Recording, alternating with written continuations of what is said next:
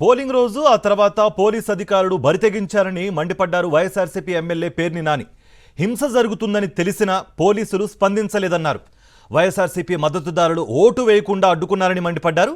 Lokesh tweet చేసిన తర్వాత Macherla MLA పిన్నెల్లిపై FIR నమోదు చేశారని, పోలీసులు ఈసీ పక్షపాత ధోరణితో వ్యవహరించారని మండిపడ్డారు. పిన్నెల్లి హత్యకు టీడీపీ కుట్రలు చేస్తోందన్నారు. పల్నాడులో ఐజీ నేతృత్వంలోనే ఈ కుట్రలకు తెరదీశారని, దీనిపై డీజీపీ స్పందించి చర్యలు తీసుకోవాలని అన్నారు పేర్ని నాని. పాల్వాయి గేట్ బయట జరిగినటువంటి విధ్వంసకాండలో అక్కడ ఒక పోలీస్ ఇన్నోవా ఉంటుంది. ఆ police Innova ACP Supraja, Guntur ACP Supraja గారి ఇన్నోవా అది. ఆవిడ అక్కడే ఆ సంఘటనలో ఉంటారు. ఆవిడ ఎవరిని కూడా చెదరగొట్టరు. మరి పోలీసులు గాల్లోకి ఫైరింగ్ జరపరు, లాఠీ చార్జ్ చేయరు.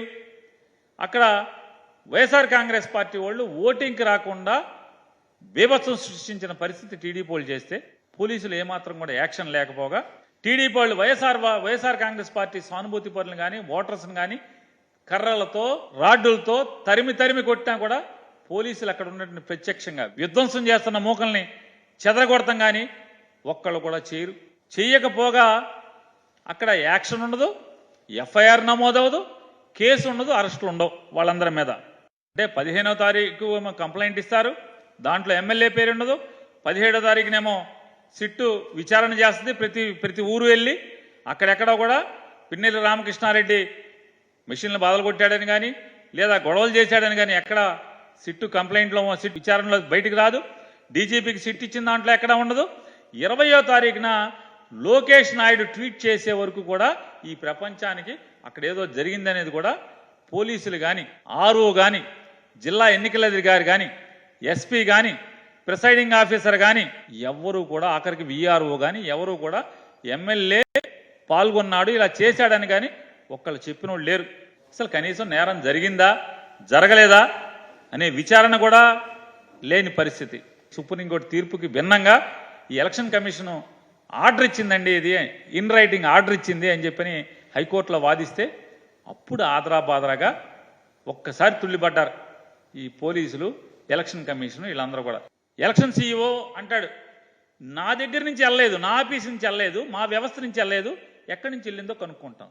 అంటే ఉన్నతాధికారివి, చదువుకున్నావు, రాజ్యాంగబద్ధమైనటువంటి ఒక సీట్లో కూర్చుని ఉన్నావు, భాష మాట్లాడే భాష తమ భాష అది కంచిగా ఉండాల్సిన వాళ్ళు, ఒక తండ్రిగా ఈ వ్యవస్థను నడపాల్సినటువంటి వాళ్ళు ఇక ఢిల్లీలో కూర్చుని దున్నపోతు ఈనిందని చెప్పిన ఒకడంటే దోణ కట్టేయమని పైనుంచి అంటాడు. ఇది ఎన్నికల వ్యవస్థ.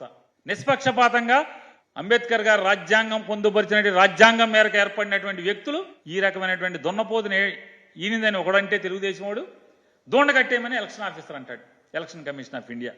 ఎస్ఐ కానీ నారాయణ స్వామి చౌదరి కానీ ఇద్దరు కూడా ఐ విట్నెస్లు కదా. మరి ఐ విట్నెస్లు ఎమ్మెల్యే పేరు ఎక్కడన్నా వీళ్ళు తీసుకొచ్చారా? 22వ తారీఖు దాకా ఎందుకు తీసుకురాలేదు? 13వ తారీఖు పోలింగ్ అయింది.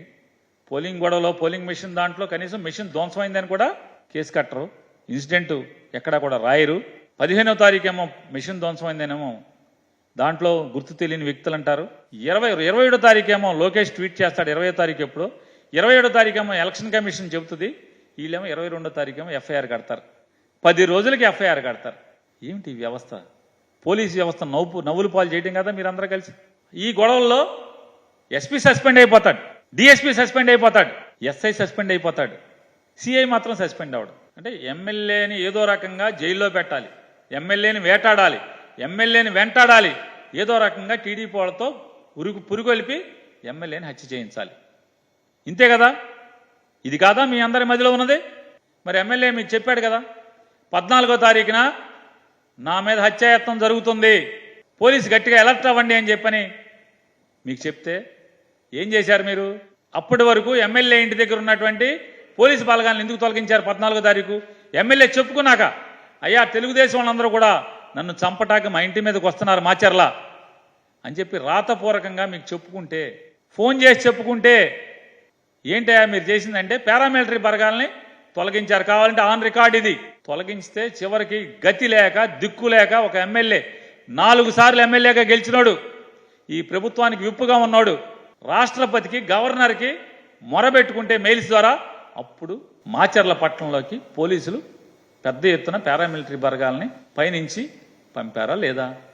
ఖచ్చితంగా పిన్నెల్లి రామకృష్ణారెడ్డిని అంతమొందించటానికి తెలుగుదేశం పార్టీ తీవ్రంగా ప్రయత్నం చేస్తుంది.